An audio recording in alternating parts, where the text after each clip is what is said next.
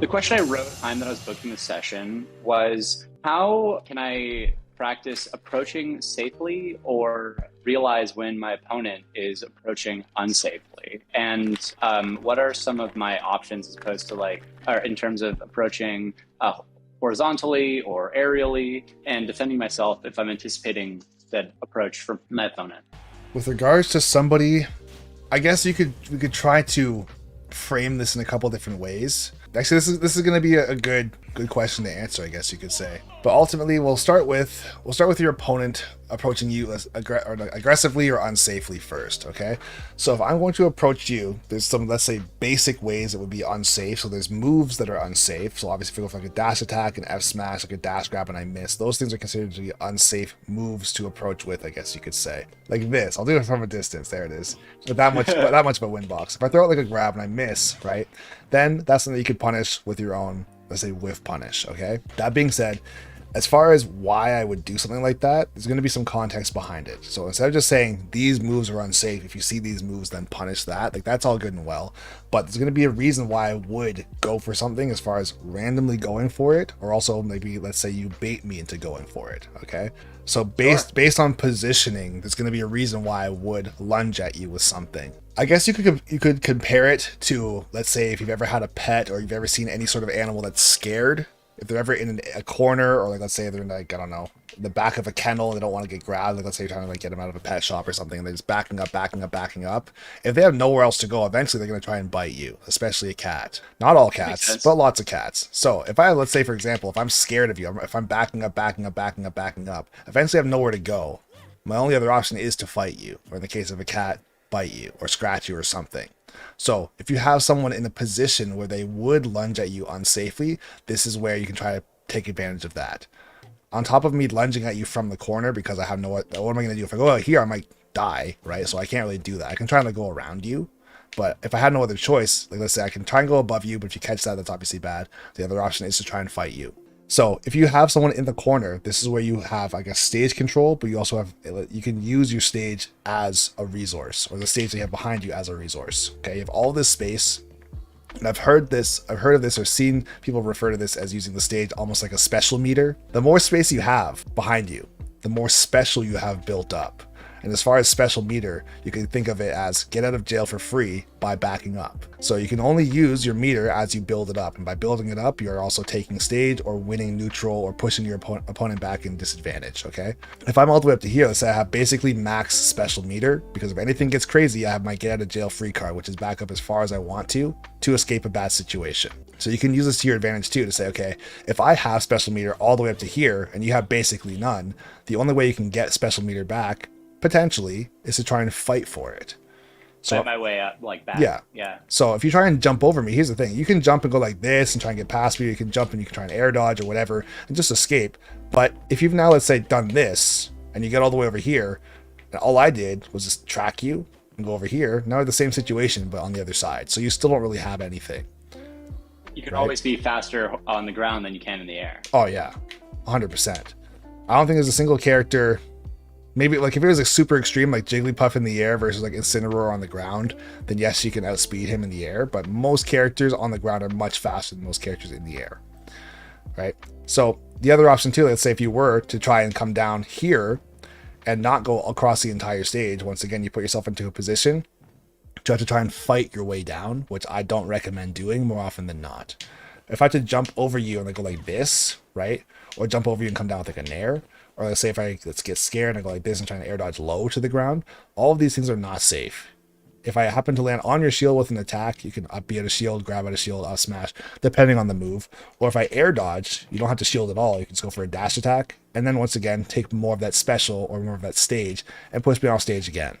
So ultimately what it boils down to is I have to fight you eventually, no matter what. And obviously even just as far as getting kills, I'm never going to get a kill by doing 0 damage and just running away the entire time, right? Even Sonic still puts on damage. He doesn't just It's do true. nothing, right?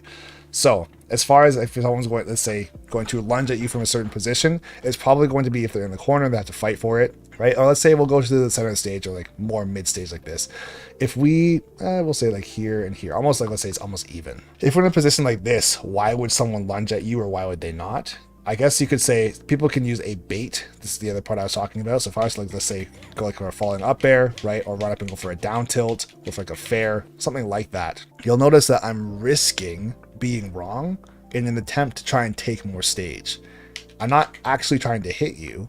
I'm trying to get to this point, and if I hit you, that's great. But ultimately, another win in my book would be to actually just make you dash away from me or back up. Right? Oh, interesting. So not only so you're both intercepting them if they like did come up there, but you're also creating pressure for them to back up and winning stage control Yeah, at the same time. Huh. exactly. So I do this all the time, whether I'm playing as Mithra or Falco or Roy or literally any character at all. If they have some sort of fast poking tool, the idea of a poke is that I want to throw out something that is quick, and if I'm wrong, I can still stay safe. So run up, down tilt. If I'm wrong, I can back up, right? So I have to, let's say, I'm going to, I'm trying to think how I want to frame this. I'm going to risk my percent to try and venture out and gain some special or some stage, right? If I'm right, I can stay here. Let's say if I actually hit you, I can continue to push further and further and get a ledge trap. If I'm wrong, I guess you could say this special meter is almost like unrealized gains, I guess you could say, right? Yeah. Unrealized gains would be this part where if I lunge at you and try and get something, if I'm wrong, since it's unrealized gains, I can just back up and go back to where I was. Nothing gained, nothing lost. That's the idea of that, as far as why would somebody lunge at me or not.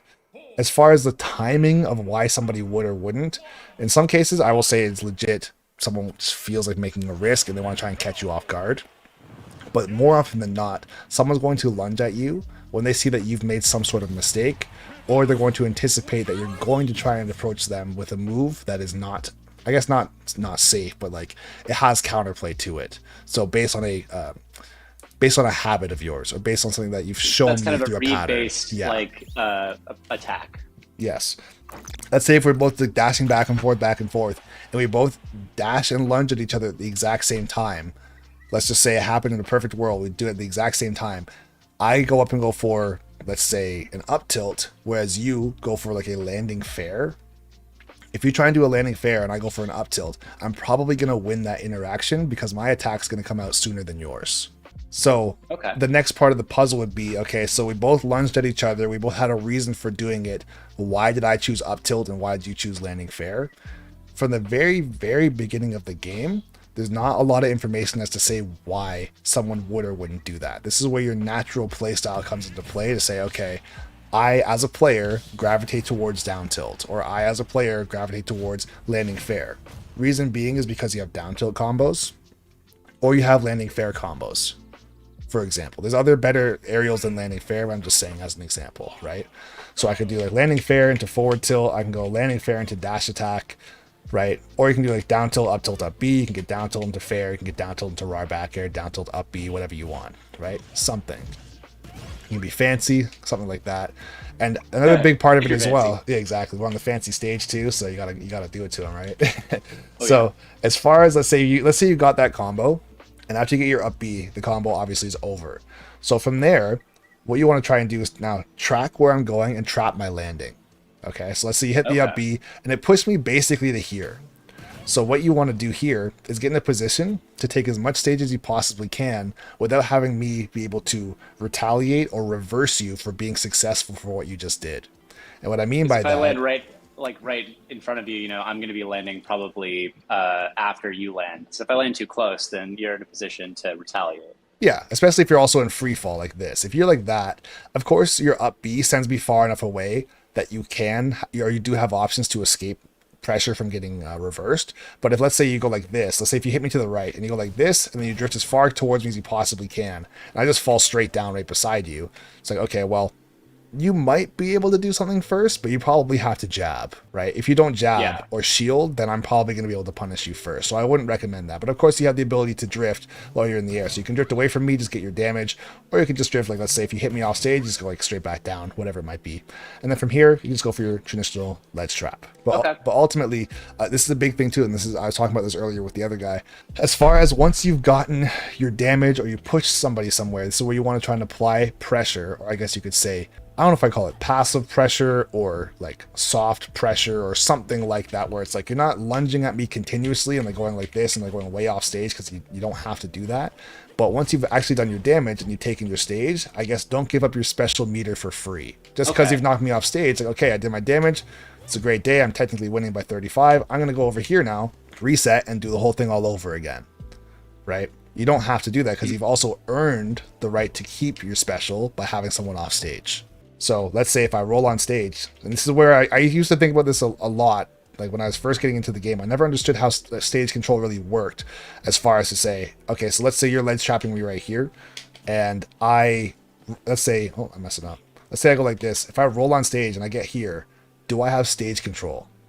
Technically, yes, but this is in a world where we don't talk about frame advantage. Also the percent as well too. So let's say if I roll on stage, you're technically in the corner, but during that roll, I'm not safe. Right? If during that roll, you're giving me enough time to realize I can do something like that. Yeah, you can either hit me, you can get another combo, you can go for like a grab and back, throw me back off stage, you can go for a dash attack, you can go for an F smash across the stage, and now catch me over here, right? Another big part of this as well too is just the emotional state or the mentality behind the player who's actually losing or being ledge trapped, or a person that is losing control of the situation or losing control of the stage, right? Because I'll tell you right now that, let's say, we'll do it over here. If I'm on the ledge, so come a little bit closer so I can roll past. Yeah, so if I go like, yeah, no, that's all good. We'll do it again. So if I go like this and I roll past you, instinctually, you should also be thinking that just because I rolled on stage, I don't think I now have control of the situation. 9 times out of 10, if I roll on stage successfully, unless you throw out like an F smash and you completely miss, I'm probably going to run from you. So if I roll, I'm probably going to do this, or I'm going to do this and try to escape. If you throw out, like, let's say a down smash or an F smash, you completely miss, I might go for like a forward tilt or like an instant dash attack and try and catch you. But it had to be a pretty bad mistake on your part. So with this in mind, if you know that if I happen to get on stage, I'm probably going to run away from you. If you're ledge trapping me, I guess, at low percent, you don't want to go for a huge risk where you can give up stage control and you do get reversed. So at the low percents, you should be looking for forward tilt, jumping back with back air, going for down tilt, maybe going for a grab if you're very sure of what they're going to go for, so you can get more of a punish, right? Let's say down throw up B or something. At low percent, at like 40, you don't really want F smash. Like if you get it, that's great, but like it's too big of a risk that if you happen to miss it, if I see you clearly missed, even if I rolled on stage, I can dash towards you, get my own down tilt, up B, send you off stage, now I get a chance to ledge trap you.